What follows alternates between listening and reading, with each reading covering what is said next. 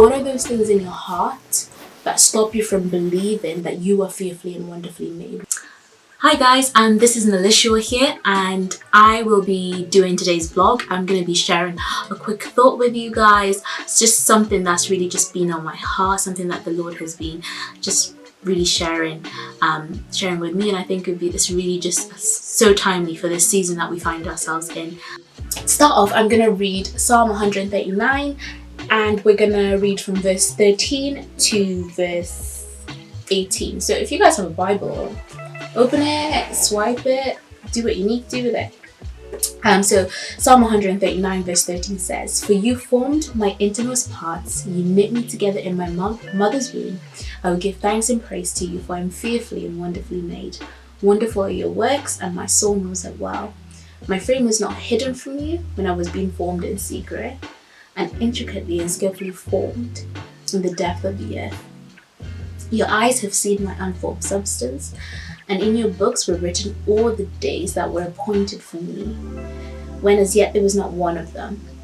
How precious also are your thoughts to me, O God! How vast is the sum of them! If I could count them, they would outnumber the sand. When I wake, I am still with you." What a beautiful psalm to read. You know, it's speaking about how God knitted us, like before we were even formed, before your mom went to the hospital and she had an ultrasound, and they actually saw that there was a baby or being or literally a little being there. Like, God already kind of formed who you are here today. He's already he knitted you together in your mother's womb. Yeah, I find that most really amazing. And also, verse 13 says, "You formed my innermost parts." And when you think about innermost parts and you think about the body, you think about my organs, my lungs, and your physical heart. But then it's in the heart that lies a lot of our desires. Is in our heart that lies a lot of our fears. It's in our heart that lies a lot of things that we would love to do, a lot of our goals, a lot of our ideas. Those are the things that we've kept, so sometimes we keep so close to our heart, which people don't actually get to know about. And I just really believe that we're in a season where we can really now actually begin to open up our hearts to God and be like, these are the things I'm fearing, Lord. These are the areas where I actually, for example, I want to grow in that area. I want to do this. I want to try this. This is the season where I can actually, Lord, can I bring it to you?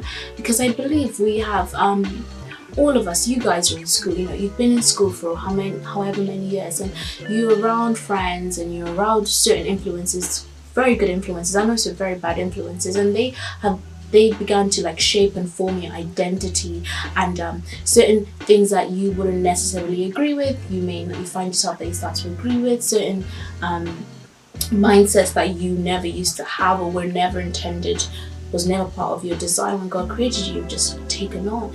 But it's in verse 14, it says, "I will give thanks and praise for him, fearfully and wonderfully made, wonderful your works, and your soul knows it well." It's like when you guys were created, God was like, you were fearfully and wonderfully made. And I can imagine that because of just everything of certain situations that you've been in, sometimes it's hard to really think, am I actually wonderful? Am I actually okay?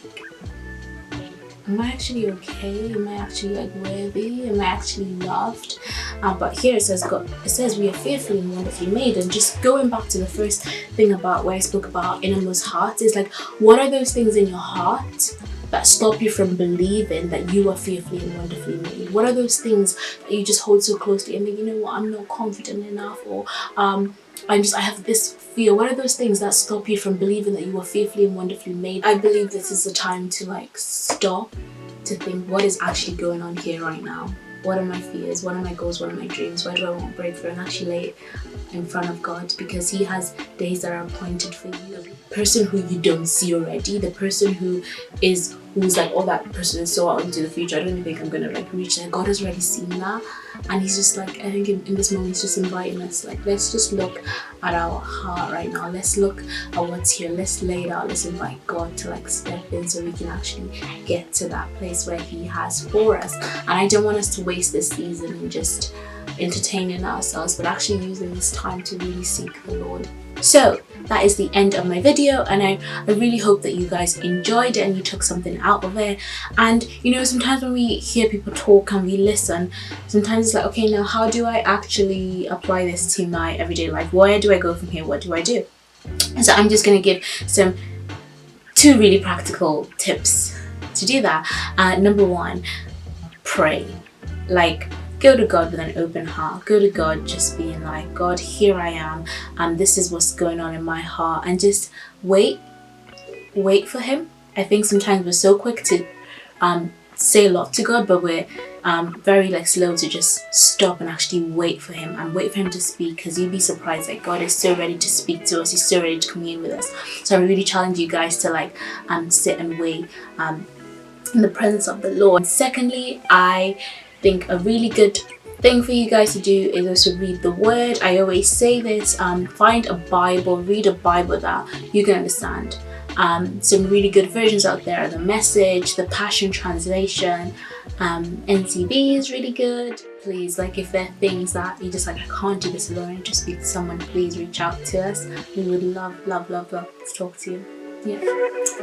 Bye.